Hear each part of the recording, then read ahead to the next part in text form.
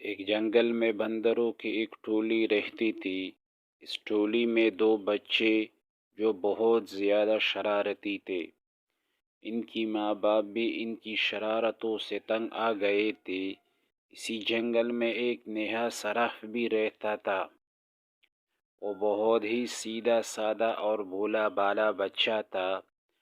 ایک دن گھاس چرتے چرتے وہ جنگل کے اس حصے میں آ گیا جہاں بندروں کی یہ ٹولی درختوں سے پتے اور پھل فروٹ توڑ کر کھانے میں مگن تھے۔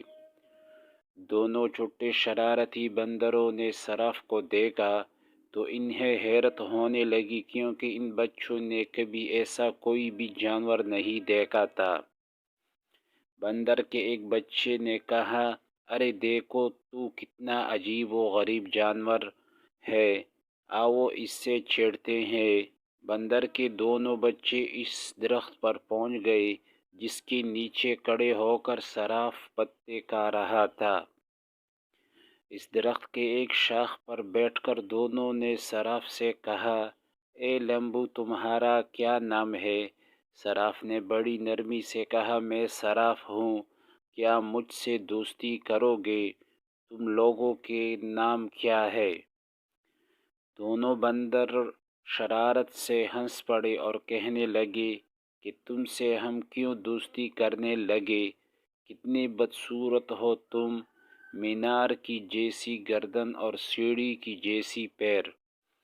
ہمیں نہیں کرنی ایسی لی ڈگن جانور سے کوئی دوستی۔ دونوں بندر سراف کو چڑھانے لگے۔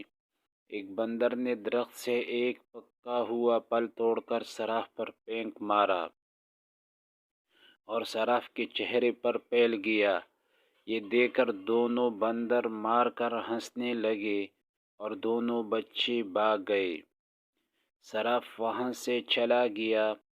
ایک دن دونوں شرارتی بندروں نے یہ طے کیا کہ وہ جنگل میں خوب دور تک اکیلے گھومنے کے لیے چلیں گے۔ صبح صبح جب باقی بندر سو رہے تھے، یہ دونوں شرارتی بندر چپکے سے نکل پڑے۔ کچھ ہی دیر میں وہ بندر کی ٹولی سے بہت دور نکل گئے۔ جب انہیں زور کی بھوک لگی تو ان دونوں نے پیڑوں کے پتیاں اور پھل فروٹ کھا لیے۔ انہیں اس طرح گھومنے پھرنے اور موج مستی کرنے میں بڑا مزہ آ رہا تھا۔ دونوں گرمی سے بچنے کے لیے ایک درخت کے ہری بھری شاخوں پر جا کر بیٹھ گئے۔ اس درخت کے نیچے ایک شیر آرام کر رہا تھا۔ پیڑ کے آس پاس ایک بڑا ہرا بھرا میدان تھا۔ میدان کے کنارے ایک ندی بہہ رہی تھی۔ بندر اس سہانے منظر میں ایسا گویا کہ انہیں اس بات کا احساس ہی نہ ہوا کہ یہاں ایک شیر بھی موجود ہے۔ لیکن جب شیر اپنے چہرے پر بیٹھی ہوئی مکھی پر اڑانے کے لیے غرایا تو بندر نے شیر کو دیکھ لیا۔ شیر کو دیکھتے ہی وہ بری طرح ڈر گئے۔ کچھ ہی دیر بعد انہیں یہ محسوس ہوا کہ ہم درخت کے اوپر محفوظ ہیں۔ چونکہ ان کے اندر شرارت گھٹ گھٹ کر بھری ہوئی تھی، اس لیے یہاں بھی انہیں شرارت سوجنے لگی۔ ان دونوں شرارتی بندروں نے آنکھوں ہی آنکھوں میں اشارہ کیا اور درخت کے پھل توڑ کر نیچے گرا دیا۔ پھل سیدھا شیر کی ناک پر گرا۔ شیر نے غصے سے ادھر ادھر دیکھا۔ جب اس نے اوپر کی طرف دیکھا تو اس کی نظر بندر پر پڑی۔ بندر کہہ کہہ کر ہنس رہے تھے، لیکن وہ زیادہ دیر تک نہ ہنس سکے کیونکہ شیر کو غصہ آیا تھا۔ اس نے آواز میں ڈانٹتے ہوئے کہا، کیا تمہیں معلوم نہیں کہ میں جنگل کا راجا ہوں؟ فوراً اس درخت سے نیچے اترو، میں تم دونوں کو کھا کر اس گستاخی کی سزا دوں گا۔ بندروں کو پھر ہنسی آ گئی۔ انہیں یقین تھا کہ ہم درخت پر محفوظ ہیں۔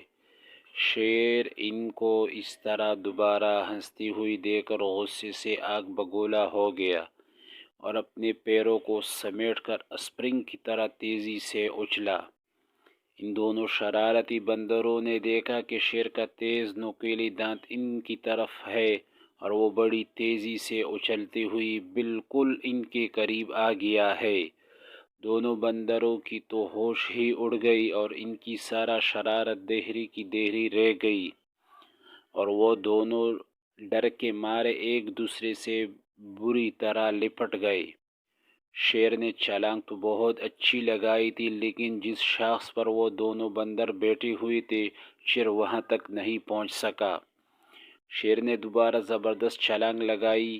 بندروں کی حالت بڑی پتلی ہوئی تھی، وہ ڈر کے مارے چیخنے چلانے لگے، لیکن وہاں ان کی پکار سننے والا کوئی بھی نہیں تھا۔ وہ تو اپنی ٹولی اور اپنی ماں باپ کی اجازت کے بغیر بھاگ کر آئے تھے۔ اس درخت کے آس پاس کوئی دوسرا درخت بھی نہ تھا کہ وہ چھلانگ لگا کر اس پر چلے جاتے، اور نہ ہی اس درخت پر کہ جس پر وہ دونوں بیٹھی ہوئی تھے۔ اونچائی کی طرف کوئی مضبوط شاخ تھی جس پر جا کر وہ بیٹھ سکتے۔ یوں سمجھ لے کہ شرارتی نافرمان بندر اپنی بری طرح پھنس گئے تھے۔ وہ اس حالت میں تھے کہ انہیں کچھ سمجھائی نہیں دے رہا تھا کہ یکایک ان کانوں میں دمنی سی آواز آئی کہ گھبراؤ مت، میں تم دونوں کو یہاں سے نکال لے جاؤں گا۔ چپکے سے میری گردن کے سہارے میری پیٹھ پر اتر آؤ۔